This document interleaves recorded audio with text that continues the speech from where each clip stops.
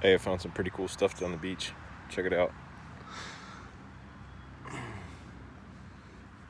I found these duck wing feathers with the iridescent bits.